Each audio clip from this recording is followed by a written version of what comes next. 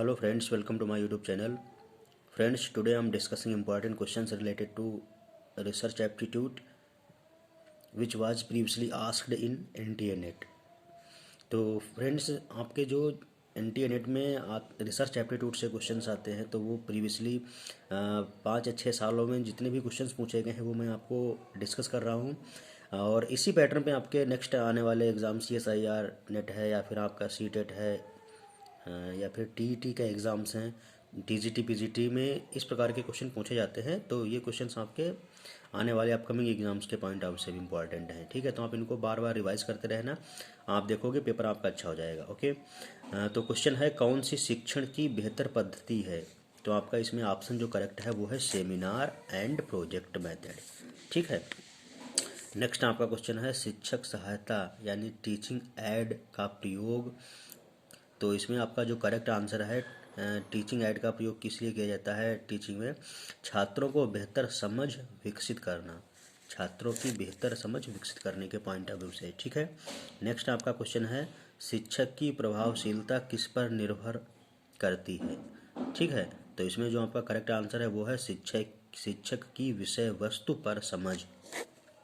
शिक्षक को टीचर को जितना अपनी सब्जेक्ट पे नॉलेज होगा उतना ज़्यादा वो अच्छे से स्टूडेंट के बीच में टीचर की जो इफेक्टिवनेस है वो होगी बच्चों में। ठीक है, कौन एक अच्छे प्रश्न पत्र की विशेषता है। काफ़ी इंपॉर्टेंट क्वेश्चन है ये, NTA NET में पूछा गया बार बार है। प्रश्न एक अच्छे प्रश्न पत्र की जो विशेषता है उसमें कौन कौन सी है। पहला ऑप्शन है ऑब्जेक्टिविटी, दूसरा है सब्जेक्टिविटी, तीसरा है रिलायबिलिटी और फोर्थ ऑप्शन है नन ऑफ दीज।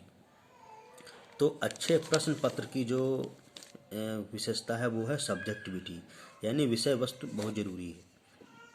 जैसे जो प्रश्न पत्र है वो उसके अकॉर्डिंग ही नहीं है तो वो कितना रिलायबल हो, कितना ऑब्जेक्टिव ओरिएंटेड हो तो कोई मीनिंग नहीं है। ठीक है, अगला क्वेश्चन है कोई शोधकर्ता से आमतौर पर यह अपेक्षा की जाती है कि तो इसमें आपका जो करेक्ट आंसर है वो है नए सिद्धांतों एवं सिद्धांतों के भावों का अध्ययन करना।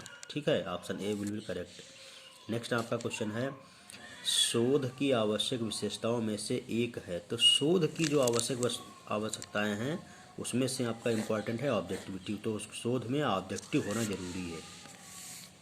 नेक्स्ट आपका क्वेश्चन है जब शोध कर लेते हैं तब किसी जर्नल में सारांश प्रकाशन किया जाता है उसे क्या कहते हैं। तो जो सारांश प्रकाशन किया जाता है उसको शोध पत्र कहते हैं। ठीक है, काफ़ी इंपॉर्टेंट ये भी क्वेश्चन हैं। ये सभी आपके टीचिंग एप्टीट्यूड, टीचिंग मैथडोलॉजी में पूछे जाते हैं, रिसर्च एप्टीट्यूड से रिलेटेड क्वेश्चंस। तो और ये काफ़ी मार्क्स के आते हैं। ठीक है, अगला क्वेश्चन है सर्वे पद्धति का बेहतर उदाहरण है। तो पहला है जनगणना, दूसरा है शिक्षा का स्तर, तीसरा है स्वच्छ पर्यावरण के संदर्भ में लोगों का मत और डी है सभी। तो इसमें आपका जो ऑप्शन करेक्ट है वो है सभी, ऑप्शन फोर्थ सही है।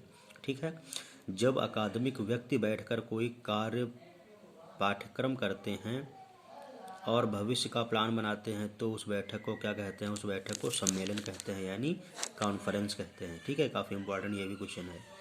तो ये सभी काफ़ी इंपॉर्टेंट क्वेश्चन हैं, आप इनको अच्छे से अंडरस्टैंड कीजिए, अपने नोट्स में इंक्लूड करके टाइम टू टाइम रिवाइज करते रहना। और आपके किसी भी टीचिंग के रिगार्डिंग जो भी एग्ज़ाम होता है उस समय काफ़ी क्वेश्चन इसमें पूछे जाते हैं और आप इनको अच्छे से कर पाओगे। ठीक है, नेक्स्ट क्वेश्चन है एक लक्ष्य चैनल संबंधित है। तो एक लक्ष्य चैनल आपका इंजीनियरिंग एंड टेक्नोलॉजी से रिलेटेड है। ओके, अगला क्वेश्चन है किस राज्य में सर्वाधिक शोध चैनल हैं। तो पहला ऑप्शन है यूपी, बी है केरला, सी है गुजरात, डी है नन ऑफ दीज। तो सबसे ज़्यादा चैनल आपके शोध के रिगार्डिंग शोध चैनल केरला में है और केरल में सबसे ज़्यादा एजुकेशन की परसेंटेज भी है, सबसे ज़्यादा एजुकेट लोग वहीं रहते हैं।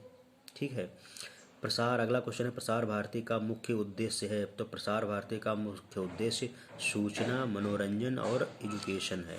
ठीक है, सूचना, मनोरंजन और शिक्षा। अगला क्वेश्चन है honesty is the best policy कथन है। तो ये एक वैल्यू जजमेंट है। ठीक है, ये एक वैल्यू जजमेंट है। अगला क्वेश्चन है प्रायः अनुसंधान के उद्देश्य लिखे जा सकते हैं। तो केवल प्रश्न पत्र के रूप में, केवल प्रश्न के रूप में, तो प्रायः अनुसंधान के उद्देश्य लिखे जा सकते हैं। तो ये आपका केवल प्रश्न पत्र के रूप में। अगला क्वेश्चन है किसी शोध हेतु सर्वाधिक महत्वपूर्ण गुण है। तो एक रिसर्च के लिए यानी शोध के लिए सबसे इम्पोर्टेंट जो गुण होना चाहिए वो है अनुसंधान में रुचि। ओके, अगला क्वेश्चन है अनुसंधान की रूपरेखा यानी सिनॉप्सिस को क्या कहते हैं? तो इसको ब्लूप्रिंट कहते हैं। ठीक है। अगला क्वेश्चन है कार्यशालाएं किसके लिए आयोजित की जाती हैं? तो कार्यशालाएं आपकी प्रशिक्षण अनुभव प्रदान करने के लिए की जाती हैं। ओके, ये काफ़ी इंपॉर्टेंट क्वेश्चन था, याद रखना। ठीक है, एक नोट पॉइंट में आप देख सकते हो। तो व्याख्यान देने के लिए आप क्या यूज़ करते हैं? सेमिनार। ठीक है, याद रखना। तो ये कुछ चीज़ें हैं, इनको आप अच्छे से याद रखना। पहला है व्याख्यान देने के लिए, सॉरी, अनुभव प्रदान करने के लिए हम वर्कशॉप का उपयोग करते हैं, आयोजन करते हैं। व्याख्यान देने के लिए सेमिनार किया जाता है, और बहुलक्ष्यों के समूह के लिए सिनॉप्सिस का यूज़ करते हैं।